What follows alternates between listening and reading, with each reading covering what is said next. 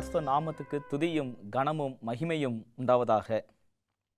நாம் நம்பியிருக்கும் ஆனந்த பாக்கியம் என்ற மைய கருத்தில் இந்த நாளில் துன்மார்க்கரின் நியாய தீர்ப்பு என்ற தலைப்பில் நம்ம தியானிக்க இருக்கிறோம்.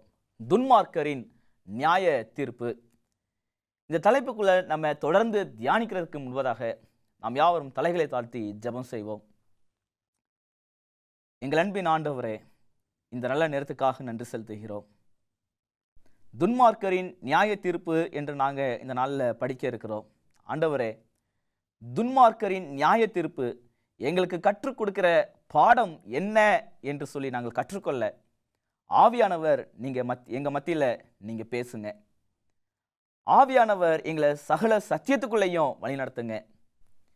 இந்த துன்மார்க்கரின் இந்த நியாய தீர்ப்பை யார் நியாயம் தீர்க்க போகிறார்கள் என்பதையும் நாங்கள் அறிந்து கொள்ள உதவி செய்யுங்க. தொடர்ந்து வழி நடத்துங்க. எல்லாவற்றையும் ஆண்டவராக இயேசு கிறிஸ்துவின் நாமத்தில் கேட்கிற நல்ல பிதாவே, ஆமேன். துன்மார்க்கரின் நியாய தீர்ப்பு.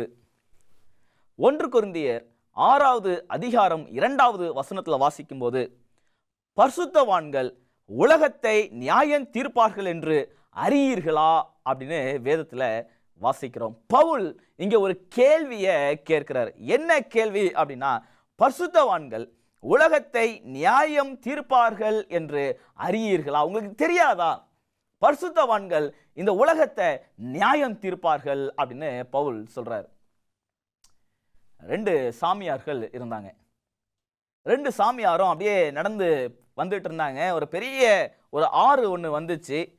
இவங்க இப்ப இந்த ஆத்த கடந்து அந்த சைடு போகணும். அவங்க போக ஆயத்தமாக இருக்கும்போது அந்த ஆத்துல இன்னொரு பக்கத்துல ஒரு பெண்மணியும் இருக்கிறத பார்த்தாங்க. அந்த பெண்மணியும் அவங்களும் அந்த ஆற்றை கடந்து போறதுக்கு முயற்சி பண்ணிட்டு இருக்கிறாங்க. அவங்களால முடியல.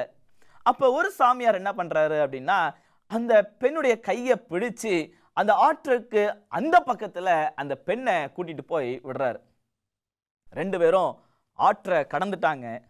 கடந்துட்டு 2 சாமியாரும் பேசிக்கிட்டே போனாங்களாம். அதுல ஒரு சாமியார் இன்னொரு சாமியார் கிட்ட சொன்னாராம், நீ என்ன ஆனாலும் அந்த பெண்ணுடைய கையை நீ பிடிச்சிருக்க கூடாது. நம்மெல்லாம் சாமியார்கள், நான் எப்படி அந்த பெண்ணுடைய கையை நம்ம பிடிக்கலாம்? நீ பிடிச்சிருக்க கூடாது, நீ பண்ணது தப்பு அப்படின்னாராம். தொடர்ந்து நடந்து போயிட்டே இருக்கும்போது அடுத்த கொஞ்ச நேரத்தில் மறுபடியும் நீ எப்படி அந்த பொண்ணுடைய கையை பிடிக்கலாம் அப்படின்னு கேட்டாராம். இப்படியே கேட்டுட்டு வந்துட்டு இருந்தாராம்.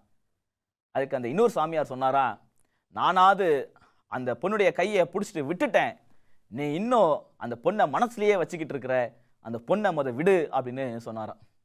இன்னைக்கு சில நேரங்களில் நாமும் பாவத்தை பிடிச்சுக்கிட்டு விடாம நம்ம இருதயத்திலேயே நம்ம வைத்துக்கொண்டு இருக்கிறோம்.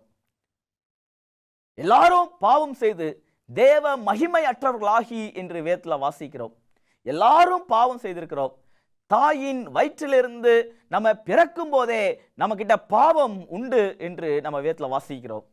நாம் பாவிகள் தான். அந்த பாவத்தை ஆண்டவர்கிட்ட அறிக்கை செய்து நம்ம விடணும்.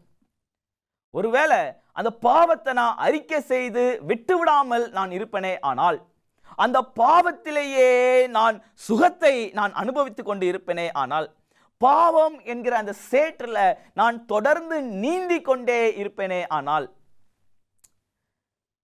ஒரு நாள் வரும். அந்த நாளில் பரிசுத்தவான்கள் உலகத்தை நியாயம் தீர்ப்பாங்க. அன்னைக்கு துன்மார்க்கருக்கான நியாய தீர்ப்பு எழுதப்படும் அப்படின்னு வேதத்தில் நம்ம வாசிக்கிறோம். சரி, மிருகத்தையும் அதன் சொரூபத்தையும் அதன் முத்திரையையும் பெற்றுக்கொள்ளாத வணங்காத பரிசுத்தவான்கள் இப்பொழுது பரலோகத்தில் என்ன செய்கிறார்கள் அப்படின்னு வேதத்தை நம்ம படிக்கும்போது, வெளிப்படுத்தின விசேஷம் 20வது அதிகாரம் 4வது வசனத்தில் வாசிக்கும்போது, அவர்கள் உயிர்த்து கிறிஸ்துவுடனே கூட 1000 வருஷம் அரசாண்டார்கள் அப்படின்னு வேதத்துல வாசிக்கிறோம். இவங்கெல்லாம் யாரு அப்படின்னா, மிருகத்தையும் அதன் சொரூபத்தையும் வணங்காதவர்கள். மிருகத்தையும் அதன் சொருபத்தையும் என்று சொல்லும்போது ஞாயிறு ஆசரிப்பு செய்யாதவர்கள், ஞாயிற்றுக்கிழமை தேவனை தொழுது கொள்ளாதவர்கள், ஓய்வு நாளை பரிசுத்தமாக ஆசரித்தவர்கள் என்று நம்ம பார்க்க முடிகிறது.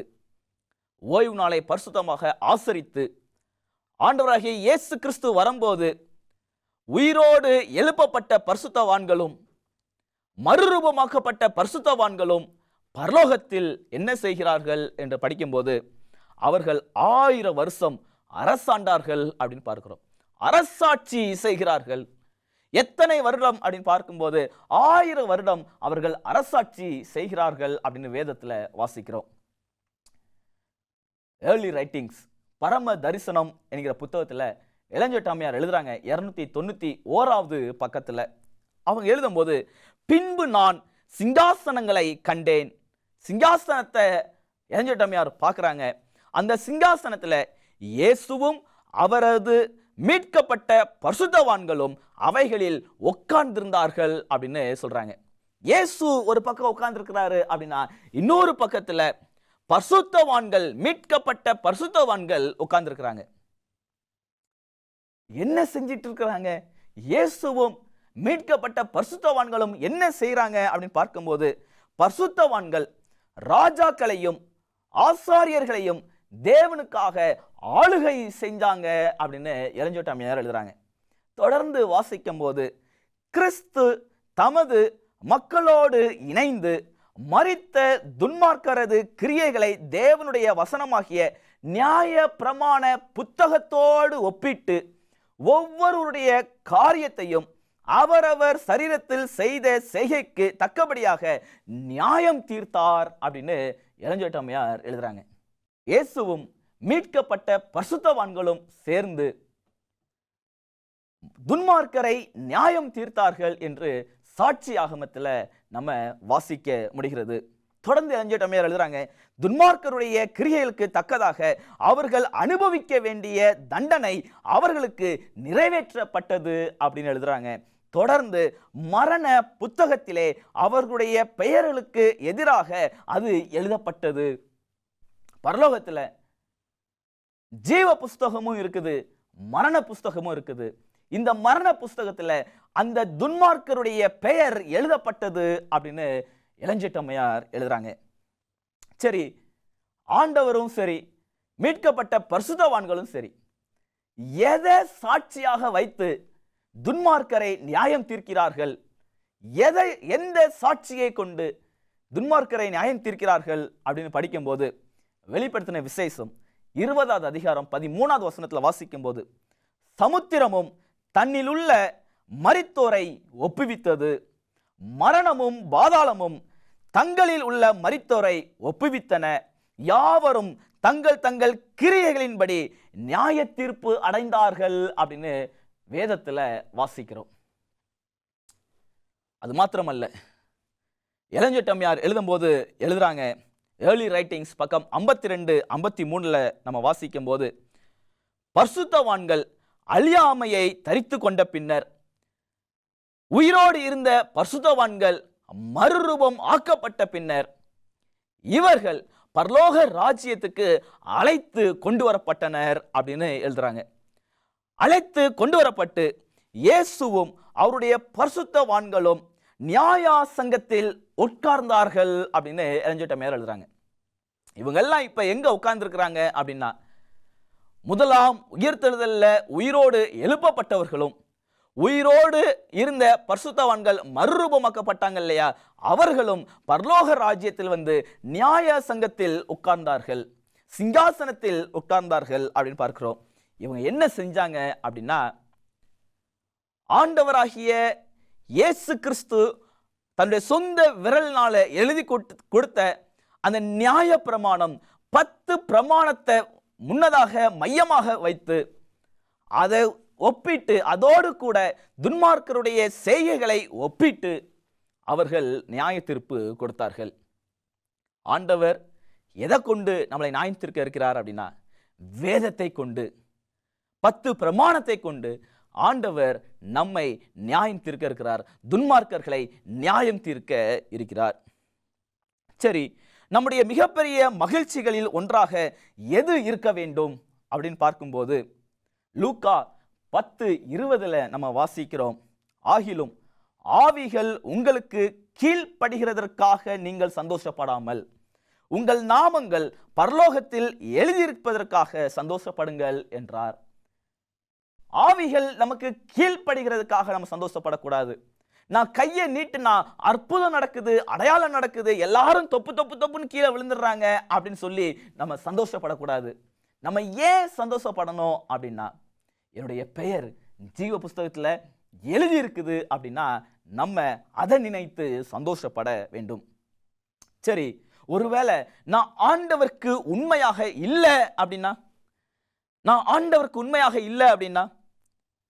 வேதத்துல வெளிப்படுத்தின விசேஷத்துல நம்ம வாசிக்க முடியும், ஜீவ விருட்சத்தின் மேல் அதிகாரம் உள்ளவர்கள் ஆவதற்கும் வாசல் வழியாய் உட்பிரவேசிப்பதற்கும் 10 கற்பனையின்படி செய்கிறவர்கள் பாக்கியவான்கள் அப்படின்னு வேதத்துல வாசிக்கிறோம். ஒருவேளை நான் 10 கற்பனையின்படி நடக்கல, நான் தேவனுக்கு உண்மையாக இருக்கல அப்படின்னா என்னவாகும் அப்படின்னு பார்த்தீங்க அப்படின்னா, யாத்ராகமம் 32வது அதிகாரம் 33வது வசனத்துல மோசே கிட்ட ஆண்டவர் சொல்றாரு, அப்பொழுது கர்த்தர் மோசேயை நோக்கி, எனக்கு விரோதமாய் பாவம் செய்தவன் எவனோ அவன் பெயரை என் புஸ்தகத்திலிருந்து கிறுக்கி போடுவேன் அப்படின்னு ஆண்டவர் சொன்னார். ஒருவேளை நான் 10 கற்பனையின்படி நடக்கல, ஆண்டவருக்கு விரோதமாக நான் பாவம் செய்கிறேன் அப்படின்னா ஆண்டவர் என்னுடைய பெயரை ஜீவ புஸ்தகத்திலிருந்து கிறுக்கி போடுகிறார் அப்படிங்கிறத நாம் மறந்து விடக்கூடாது. எசேக்கியேல் தீர்க்கதரிசி 18வது அதிகாரம் 24வது வசனத்துல சொல்றாரு, நீதிமான் தன் நீதியை விட்டு விலகி, அவர் நீதிமான் தான், ஆனா தன்னுடைய நீதியை விட்டு அவர் விலகிட்டாரு அப்படின்னா, அநீதி செய்து துன்மார்க்கன் செய்கிற சகல அருவருப்புகளின்படி செய்வானே ஆகில் அவன் செய்த அவனுடைய எல்லா நீதிகளும் நினைக்கப்படுவது இல்லை அப்படின்னு ஆண்டவர் சொல்றாரு. அவன் செய்த தன் துரோகத்தினாலேயும் அவன் செய்த தன் பாவத்தினாலேயும் சாவான் அப்படின்னு வேதத்துல வாசிக்கிறோம். ஒருவேளை அவன் நீதிமானாகவே இருந்தாலும் சரி, நீதிமான் தன்னுடைய நீதியை விட்டு துன்மார்க்கமாக நடப்பான் அப்படின்னா தன்னுடைய துன்மார்க்கத்திலே அந்த நீதிமான் சாவான் அப்படின்னு வேதத்துல நம்ம வாசிக்க முடிகிறது. எசேக்கியேல் தீர்க்கதரிசி இதை உறுதி செய்கிறார். ஒருவேளை நம்மிடத்துல மனம் வருந்தாத, மன்னிப்பு கேட்காத பாவங்கள் ஏதாவது இருக்குமே ஆனால் இன்றே நாம் நம்முடைய பாவத்துக்காக மனம் வருந்த வேண்டும். ஆண்டவராகிய இயேசு கிறிஸ்து கிட்ட போய், ஆண்டவரே என்னுடைய பாவத்தை மன்னிச்சிருங்க அப்படின்னு நான் கேட்கணும். உண்மையிலேயே பாவத்துக்கு மனம் வருந்துறதுனா என்ன அப்படின்னு பாஸ்டர் எனக்கு தெரியல அப்படின்னு யாராவது சொல்வீங்க அப்படின்னா சங்கீதம் 51 போய் படிங்க. தாவீது உண்மையிலேயே பாவத்துக்கு மனம் வருந்தி அந்த அதிகாரத்தை எழுதினார். பாவத்துக்கு நாம் மனம் வருந்துறது என்ன அப்படின்னு தெரிஞ்சுக்கிறோம் அப்படின்னா சங்கீதம் 51 நம்ம படிக்கணும். சங்கீதம் 51 நம்ம படிக்கணும். தி கிரேட் கான்ட்ரவர்சி பக்கம் 484 வாசிக்கும் போது, யாரெல்லாம் பாவத்தை பற்றி உண்மையாக மனம் வருந்தி விசுவாசத்தினால் தங்களுடைய பாவ நிவாரணமாக கிறிஸ்துவின் இரத்தத்தின் மீது உரிமை பாராட்டினாரோ அவர்கள் பரலோக புத்தகத்தில் அவர்களது பெயருக்கு எதிராக மன்னிப்பு என்று எழுதப்பட்டு இருக்கின்றனர் அப்படின்னு வாசிக்கிறோம். யாரெல்லாம் உண்மையிலேயே பாவத்துக்கு மனம் வருந்தி ஆண்டவரே நான் மன்னிச்சிருங்க அப்படின்னு கேட்குறோமோ அவங்க பேர் பக்கத்தில் ஆண்டவர் மன்னிப்பு அப்படின்னு எழுதி வைக்கிறார். இன்னைக்கு உங்க பேர்கிட்ட, என் பேர்கிட்ட மன்னிப்பு அப்படிங்கிற வார்த்தை இருக்குதா அப்படின்னு நம்ம பார்க்கணும். ஒருவேளை அந்த மன்னிப்பு அப்படிங்கிற வார்த்தை நம்ம பேருக்கிட்ட இல்லை அப்படின்னா நம்ம அந்த 1000 வருடம் அரசாட்சி செய்கிறவர்களாக நம்ம இருக்க மாட்டோம். நம்மளை ஒருத்தவங்க அரசாட்சி செய்து கொண்டு இருப்பவர்களாக நாம் இருப்போம். துன்மார்க்கரின் நிலை என்ன, துன்மார்க்கரின் நிலை என்ன அப்படின்னு நம்ம தொடர்ந்து படிக்கும்போது 3 பாடம் நம்ம படிக்க போறோம். ஒருவேளை நாம் பாவ மன்னிப்பை நான் பெற்றுக்கொள்ளலை, பாவத்துக்கு மனம் வருந்துகிற அனுபவம் என்கிட்ட இல்லை அப்படின்னா என்னுடைய நிலை என்ன? 3 பாடம். முதலாவது, 2வது தவணை கிடையாது. முதலாவது பாடம் நம்ம படிக்கணும், மன்னிப்பு பெறாத பாவம் என்கிட்ட இருக்குமே, ஆனால் நான் துன்மார்க்கத்தில் நான் வாழ்ந்து கொண்டிருக்கிறேனே என்றால் நான் தெரிந்து கொள்ள வேண்டிய முதல் விஷயம், இரண்டாம் தவணை எனக்கு கிடையாது. ஏசாயா 26:10 ஏசாயா 26:10 வாசிக்கும் போது, துன்மார்க்கனுக்கு தயை செய்தாலும் நீதியை கற்றுக்கொள்ளான், நீதி உள்ள தேசத்திலும் அவன் அநியாயம் செய்து கர்த்தருடைய மகத்துவத்தை கவனியாமல் போகிறான் அப்படின்னு வேதத்துல வாசிக்கிறோம். துன்மார்க்கனுக்கு எவ்வளவுதான் தயவு செஞ்சாலும் நீதியை அவன் கற்றுக்கொள்ள மாட்டான் அப்படின்னு வேதத்துல வாசிக்கிறோம். இரண்டாவது தவணை நமக்கு கிடைக்காது. பேழையின் கதவை அடைச்சிட்டாரு அப்படின்னா, பேழைக்கு பக்கத்துல எவ்வளவு பக்கத்துல இருந்து நம்ம கதவை தட்டினாலும் அந்த கதவு திறக்கப்பட மாட்டாது என்பதை நாம் அறிந்து கொள்ள வேண்டும். இரண்டாம் தவணை நமக்கு கிடையாது. எழுதுறாங்க, தங்களது வாழ்க்கையில் இடைவிடாது அவர்கள் செய்து குவித்த பாவங்கள் அவர்களது இருதயத்தை தேவனுக்கு எதிராக நிரந்தரமாக கடினப்படுத்தி விட்டன. நம்ம காலம் முழுக்க செஞ்ச அந்த பாவம் தேவன் கிட்ட நம்ம வரக்கூடாதபடிக்கு நம்முடைய இருதயத்தை கடினப்படுத்தி விட்டன அப்படின்னு எழுதுறாங்க. ஒருவேளை பாவ மன்னிப்பு நிச்சயத்தை இன்னைக்கு நான் பெற்றுக்கொள்ளலை அப்படின்னா, இன்னைக்கே ஆண்டவர்கிட்ட நம்ம ஓடி போகணும். ஏன்னா இன்னைக்கு நம்ம கிருபை நாட்களில் வாழ்ந்துட்டு இருக்கிறோம். இந்த தவணையின் நாளை நம்ம இன்னைக்கு விட்டுட்டோம் அப்படின்னா இரண்டாவது தவணை நமக்கு கிடையாது. இரண்டாவது தவணை நமக்கு கிடையாது. லேவியராகமம் 16வது அதிகாரத்துக்கு வந்தீங்க அப்படின்னா, பாவ நிவாரண நாள்ல 2 ஆடுகளை கொண்டு வருவாங்க. ஒன்று கர்த்தருக்கென்று ஒரு ஆடு, இன்னொன்று போக்காடு. சீட்டு போடுவாங்க. எந்த ஆடு போக்காடாக வரும், எந்த ஆடு கர்த்தருடைய ஆடு அப்படின்னு பார்ப்பாங்க. கர்த்தருடைய ஆட்டை பாவ நிவாரண பலியாக எடுத்துக்கிடுவாங்க. அந்த போக்காடை பிடிச்சி தன்னுடைய இஸ்ரவேலுடைய எல்லா பாவங்களையும் அந்த போக்காட்டின் தலையில கொடுத்து அதை வனாந்தரத்துக்கு அனுப்பிவிட்டுருவாங்க. சாத்தான் இந்த 1000 வருடமும் இப்படிதான் இருப்பான். சங்கிலியால் கட்டப்பட்ட ஒரு சூழ்நிலைக்குள்ள யாரையும் வஞ்சிக்க முடியாத அளவுக்கு போக்காடாக சுத்திட்டு இருப்பான். ஆண்டவர் ஒரு நாள் 3வது முறையாக வருவார். அந்த 1000 வருட அரசாட்சியின் முடிவில் 3வது முறையாக புதிய எருசலேமோடு கூட இறங்கி வரும்போது சாத்தானையும் அவர்களுடைய தூதர்களையும் துன்மார்க்கத்திலேயே வாழ்ந்து மடிந்து போன எல்லாரையும் தேவன் அழிப்பார் அப்படின்னு வேதத்துல வாசிக்கிறோம். இது முதலாவது பாடம். இரண்டாம் தவணை கிடையாது. இரண்டாவது பாடம் நம்ம கற்றுக்கொள்ள வேண்டியது என்ன அப்படின்னா, நீதியான நியாய தீர்ப்பு கிடைக்கும். நீதியான நியாய தீர்ப்பு கிடைக்கும். சங்கீதம் 9வது அதிகாரம் 8வது வசனத்துல வாசிக்கும் போது, அவர் பூலோகை நீதியாய் நியாயம் தீர்த்து சகல ஜனங்களுக்கும் செம்மையாய் நீதி செய்வார் அப்படின்னு வேதத்துல வாசிக்கிறோம். அவர் பூலோகை நீதியாய் அவர் நியாயம் தீர்க்க வருகிறார். நாகும் 1வது அதிகாரம் 3வது வசனத்தில் நம்ம வாசிக்கும் போது, கர்த்தர் நீடிய சாந்தமும் மிகுந்த வல்லமையும் உள்ளவர், அவர்களை ஆக்கினை இல்லாமல் தப்புவிக்க மாட்டார் அப்படின்னு வேதத்துல வாசிக்கிறோம்.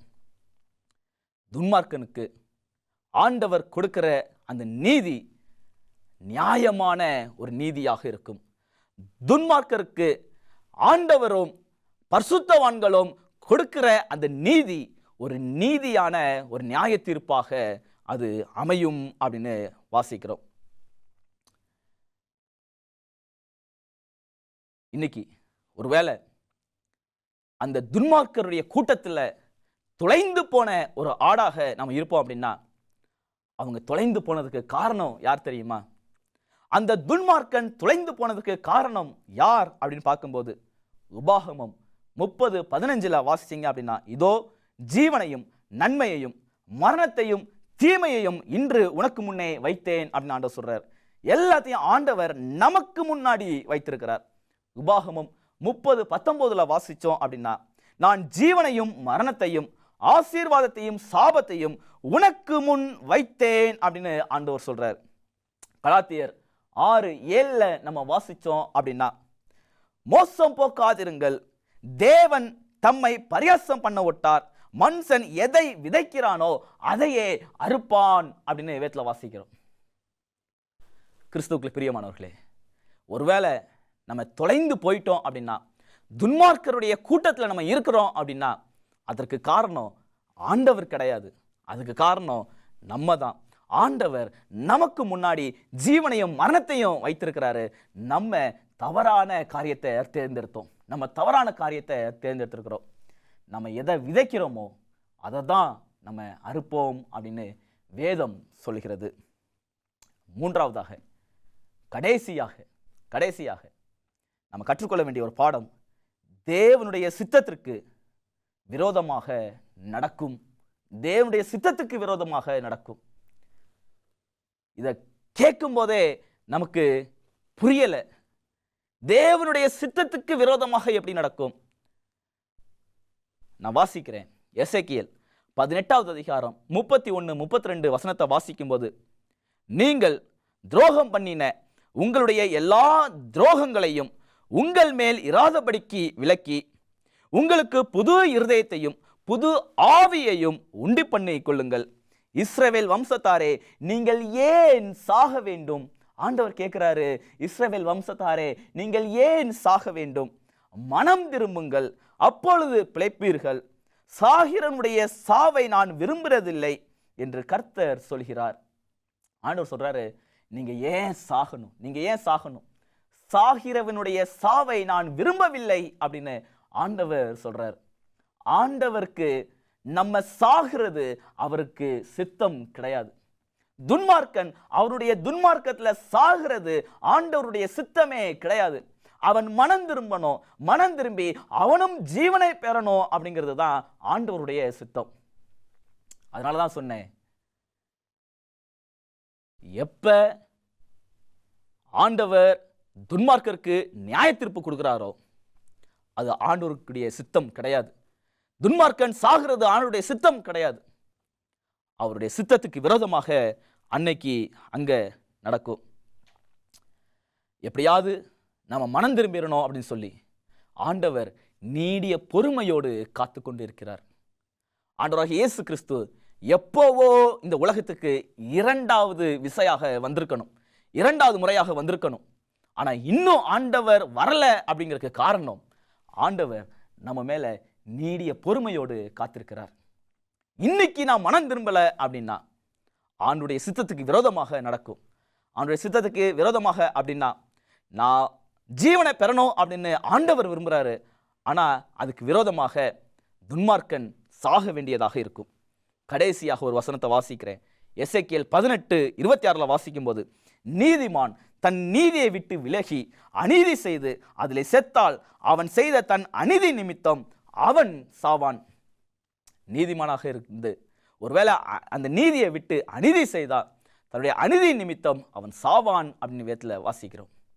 நம்ம துன்மார்க்கருக்கு நேர்படுகிற நாம அந்த துன்மார்க்கர் நிற்கிற இடத்துல நிற்காம, துன்மார்க்கரை நியாயம் தீர்க்கிற 1000 வருட அரசாட்சியில மீட்கப்பட்ட பரிசுத்தவான்களோடு கூட இருக்க நம்ம ஆயத்தமாவோம்.